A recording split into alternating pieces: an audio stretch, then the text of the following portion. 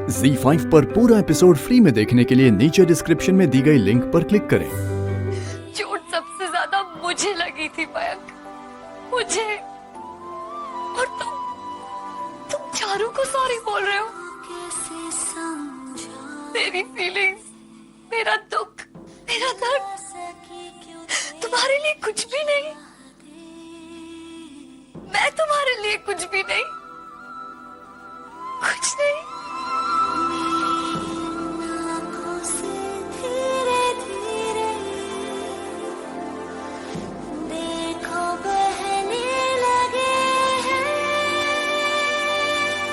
Thank you Charu, तुम्हें पता नहीं है कि तुम कितनी अच्छी हो। अगर ऐसे वक्त में तुम जैसे एक सच्चा दोस्त मिल जाए तो सब मुश्किलें आसान हो जाती हैं।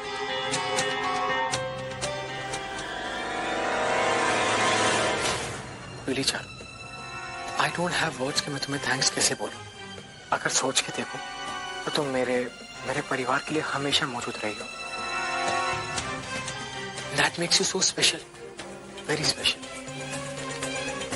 इसीलिए चारू, मुझे प्लीज कल के लिए माफ कर दो। हेलो मयंक जी, सॉरी अगर आपको डिस्टर्ब किया हो तो। नहीं चारू, बोलो। आप ठीक है ना? क्या?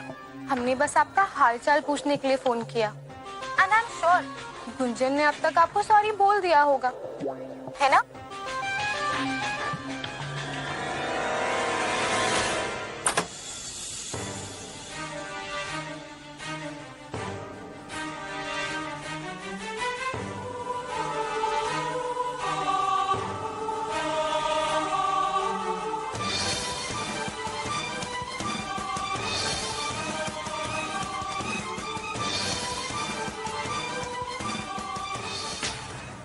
सॉरी चारू, कल रात मैंने तुम्हें सबके सामने बहुत ही अजीब सी सिचुएशन में डाल दिया।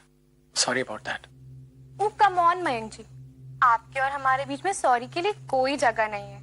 और आपने जो कुछ भी कहा था वो कौन सा सच था? पूरा का पूरा परिवार ना मयंक और गुंजन के प्यार के उड़न खटोले को उड़ाने में लगा हुआ है। हमें लगता है कि इन्हें थोड़ा वक्त देना चाहिए। दोनों आपस में मिलकर सब सुलझा लेंगे। ये जेठ जी भी ना इससे पहले कि अनर्थ हो जाए हम ही को कुछ करना पड़ेगा, नहीं तो हमारी अब तक की मेहनत चौपट हो जाएगी। पर करे क्या दीदी? सीमा, मयंक से तुम बात करोगी या हम जाकर बात करें?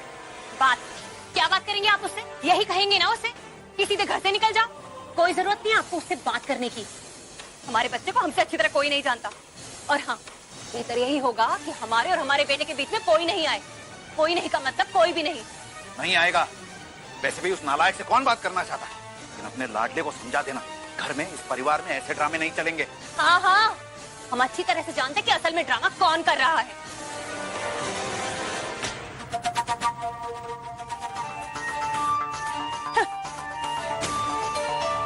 सीमा की जिद के चलते गुंजन और मैं की सुलह कैसे हो पाएगी? अब अगर कोई कुछ कर सकता है तो खुद गुंजन और मैं की कर सकते हैं। जिसे इस परिवार की, हमारी आपकी इज्जत की कोई परवाह नहीं, वो इस घर में रहने के लायक ही नहीं। हम तो कहते हैं कि उसे लात मारकर घर से बाहर निकाल दीजिए।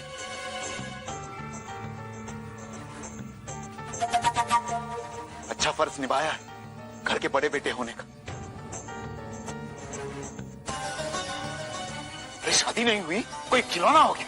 कभी गुंजन चाहिए, कभी चारू चाहिए। बस करो प्रभु, बस करो। चाहे गुंजन हो या मयंक, दोनों अभी बच्चे ही है ना। लेकिन भाई साहब, मयंक को जरा भी अक्ल नहीं की। सिर्फ समझ के हेर फेर है प्रभु, और कुछ भी नहीं है। उसी की वजह से दोनों के बीच में कहासुनी हो गई। बस हमें लगता है दोनों को और समय देना चाहिए। तुम देखना, दोनों आपस में सब सुलझा लेंगे।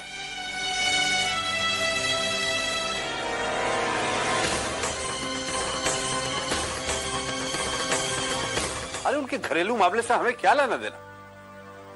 आप भी ना टू मच हैं। कैसे लेना देना नहीं?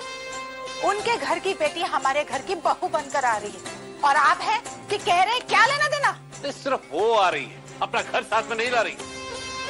अपने एक्सपर्ट कमेंट देने की बजाय जरा दयाल जी के बारे में सोचो, क्या गुजर रही होगी उनपे। कि बच्चों की तूतू मैमे में फंस गए बेचारे। सारी बिरादरी दोस्तों के सामने ऐसा तमाचा होना। अरे हम तो सोचने पे जस्ट मजबूर हो गए हैं कि उनके घर में रिश्ता करके हम कोई गलती तो नहीं कर रहे। माय डियर रिहान के लिए लड़कियों की कोई कमी नहीं, और हम कि ओखली में सर दे रहे। बताइए। You are 100% right, Mom.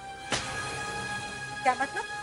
मतलब ये कि मेरे लिए लड़कियों की कमी नहीं, लेकिन रचना बहुत ही अच्छी लड़की है। She is different from others.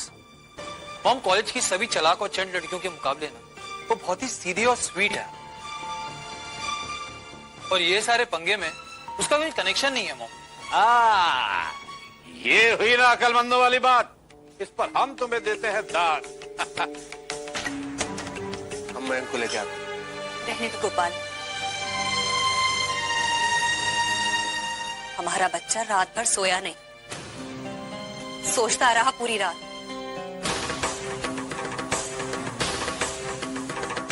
हमसे हमारे बच्चे की हालत नहीं देखी जाती। माँ है उसकी, कलेजा फटता है हमारा। सीमा, ताली एक हाथ से नहीं 2 हाथों से बजती है। दोनों नादान हैं, अपने आप को बड़े समझते हैं, लेकिन है तो बच्चे ही।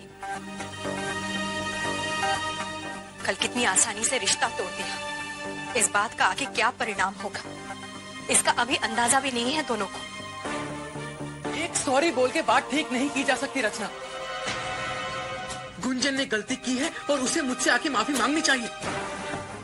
एंड एनीवे, तुम नहीं जानती कि गुंजन ने क्या क्या किया है, इसलिए रचना तुम प्लीज इस पचड़े में ना पड़ो तो अच्छा है। प्लीज रचना, मैं कुछ सॉरी वॉरी नहीं बोलने वाला, इसलिए तुम प्लीज यहाँ से चली जाओ।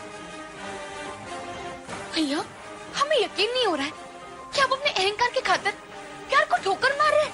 क्यों? ये अकड़, ये अहंकार किस काम का, जब जिंदगी की सबसे खूबसूरत चीज प्यार ही ना हो। रचना,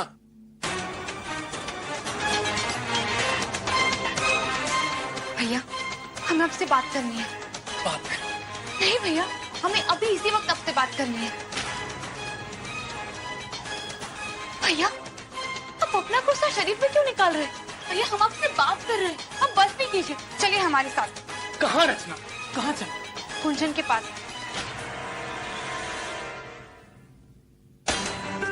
क्यों? क्योंकि आपको उससे माफी मांगनी पड़ेगी। ये सब मुझसे नहीं होगा रचना।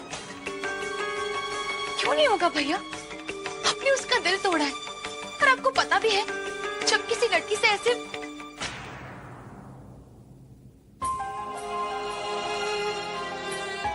हम जानते हैं भैया, जब तुम किसी को चाहते हो और वो तुम्हारा साथ ना दे तो कितना दर्द होता है।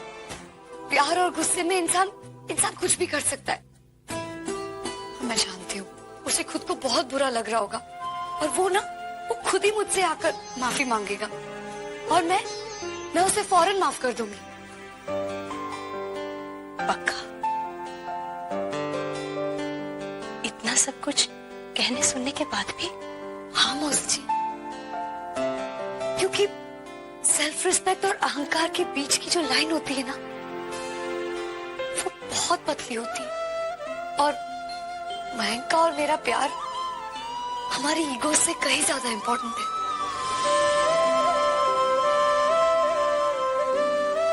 हमें तुम पे गर्व है बेटा, लेकिन मैं उसे इतने आसानी से माफ नहीं करूंगी।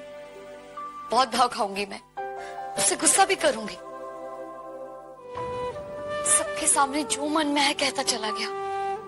जो दिन मेरी जिंदगी का सबसे खूबसूरत दिन हो सकता था, वो